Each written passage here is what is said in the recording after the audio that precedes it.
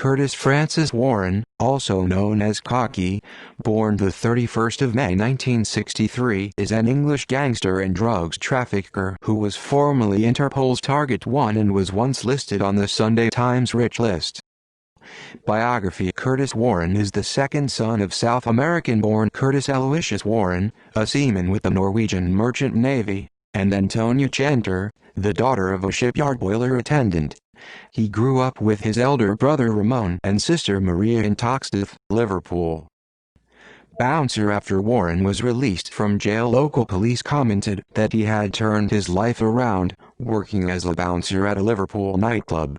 But it was here that he learned about the drugs trade, as bouncers have the power to control who comes in and out of a venue.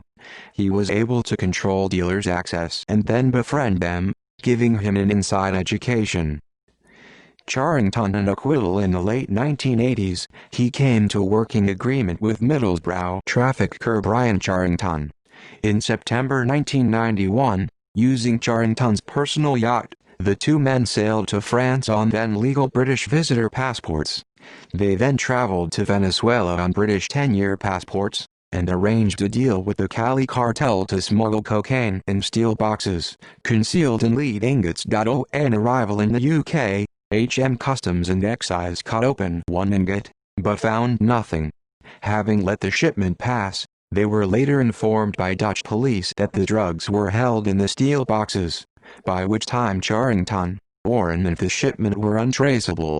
However, a second shipment of 907 kilograms, 2,000 pounds, using the same method was already in transit from South America. When the shipment landed in the UK in early 1992, Charrington, Warren and 26 others were placed under arrest in a prosecution brought by HM Customs and Excise. However, in preliminary court procedures, it was revealed by police that Charrington was a police informant for the Northeast Regional Crime Squad. HM Customs officials went forward with their prosecution, despite protests from his police handlers Harry Knaggs and Ian Wheaton. In Newcastle Crown Court, it was alleged that Warren was so well informed that he knew the length of the largest drill bit owned by HM Customs, and therefore the size depth of the required ingots. Eventually, through Conservative MP Tim Devlin, a meeting was arranged in which Customs was ordered to drop charges against Charrington on the 28th of January 1993. The case was dropped, with all accused including Warren acquitted of all charges. It is alleged that on release, Warren purposefully walked past the HM Customs agents, saying, "I'm off to spend my £87 million from the first shipment and you can't touch me." Several months later, Knaggs was spotted by HM Customs officials driving a £70,000 BMW, previously registered to Charrington. Netherlands: Warren returned to Liverpool, but with the combination of various ritual killings of several organized crime figures, and the police pursuing him following the high-profile case failure, he decided he had to move. In 1995, Warren relocated to a villa in Sassenheim in the Netherlands. He owns casinos in Spain, discos in Turkey, a vineyard in Bulgaria, land in the Gambia, and money stashed away in Swiss bank accounts.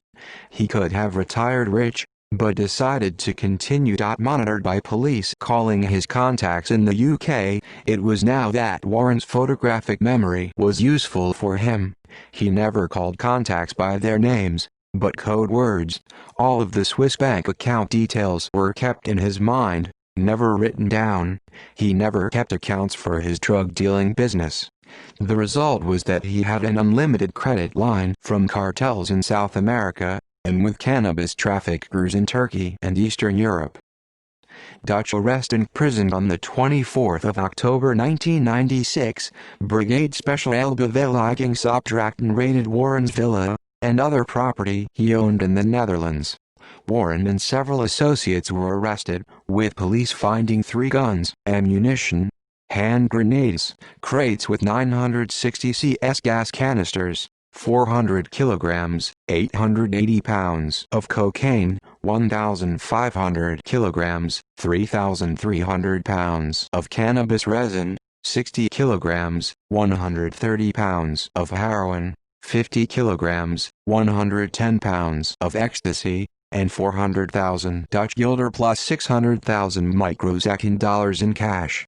The whole haul was estimated to be worth £125 million. In 1998, Warren made his only appearance in the Sunday Times Rich List, which stated as a property developer his fortune was estimated at £40 million. His conviction in the subsequent trial ensured his removal.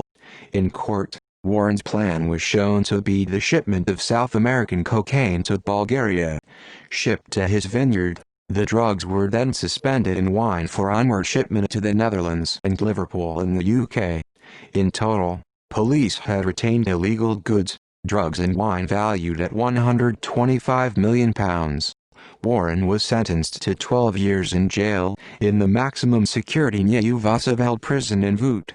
However, further forensic accounting investigation only found £20 million of his estimated £120 million fortune, and none of that could be legally touched or confiscated by Dutch police, British police or Interpol. Manslaughter conviction. On the afternoon of the 15th of September 1999, Warren had a fight in the prison yard with Turkish national Cemal Göklu, who was serving a 20-year sentence for murder and attempted murder. Yelling abuse at Warren, Göklu walked towards him and tried to punch him in the face. Evading the punch, a short fight ensued, during which Göklu fell to the ground, and Warren kicked him in the head 4 times. Göklu got up and again went for Warren and was again punched to the ground. It was here he hit his head and became unconscious, from which Göklu never recovered and died in hospital. In his trial defense in 2001, Warren said he acted in self-defense. Finding Warren guilty of manslaughter, the Dutch judge commented that the defendant had used excessive violence, sentencing him to an additional 4 years with release scheduled in 2014. In 2002, Dutch police still investigating the Bulgarian shipment obtained an asset seizure order against Warren. Although they could only find £180,000, they legally charged him to repay 26 million guilders, $14 million, under the Proceeds of Crime Act, or face an added 5 years in prison. This would have extended his release date to 2019. After legal discussion ensued, Warren agreed to pay Dutch police 15 million guilders, $8 million.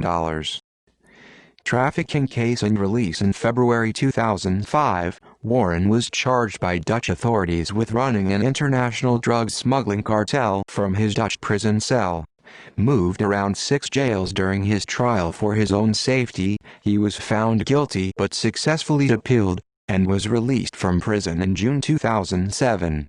He was driven back to Liverpool in a Lexus. Refused a passport by the British, Irish and Portuguese governments. The UK's Serious Organised Crime Agency then followed Warren's every move as part of a lifetime offender management program, under the codename Operation Floss. In November 2007, Warren's former right-hand man, Colin Smith, was shot dead while leaving Nell's Gym in Speaky, Jersey. Conviction under SOC is Operation Floss. Just 3 weeks after being freed from prison in the Netherlands, on Saturday, the 30th of June 2007, SOCA called Jersey police to inform them that Warren had arrived at Manchester Airport and paid cash for a plane ticket.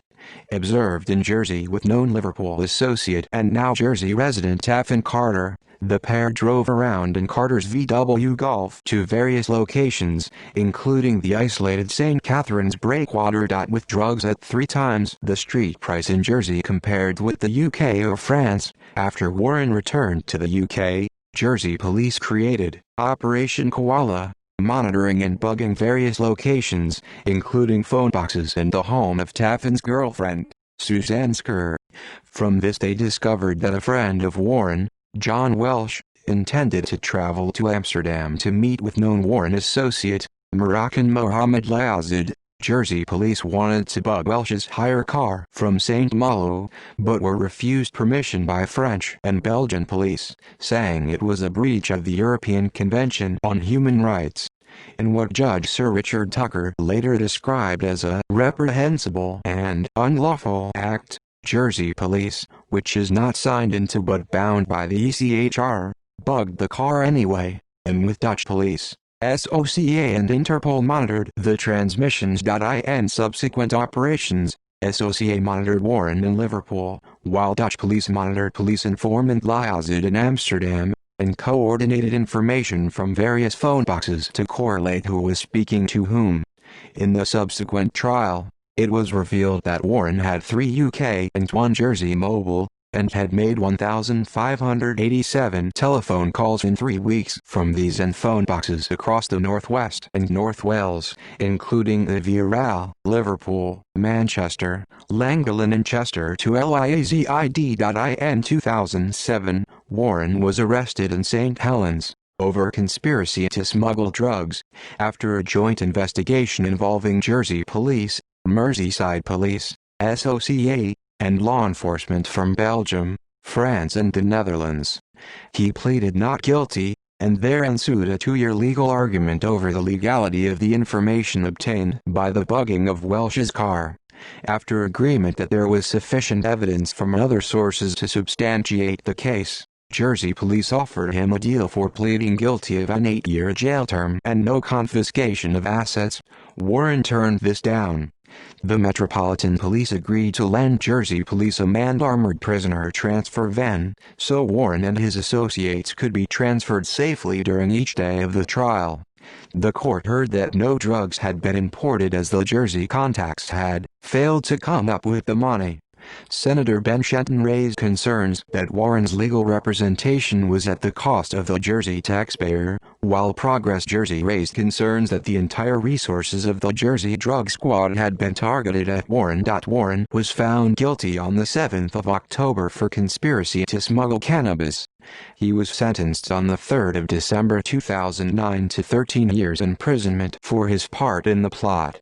Jersey police are also starting an investigation into his wealth, with the aim of confiscating his gains from drugs trafficking. After initially serving his sentence in HMP Full Sutton near York, he is presently held at HMP Belmarsh. On 2 occasions he has unsuccessfully appealed to the Lieutenant Governor of Jersey, General Sir John McCall, for leave to appeal his conviction, once in March 2011, and secondly in September 2011. In November 2013, Warren was ordered to pay a £198 million confiscation order, or face another 10 years in jail.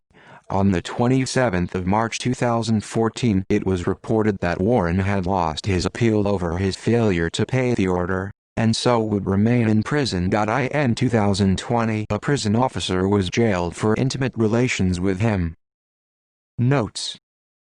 References: Barnes, Tony, Richard Elias, Peter Walsh, 2003. Cocky, The Rise and Fall of Curtis Warren, Britain's Biggest Drug Baron. ISBN 9780953084777.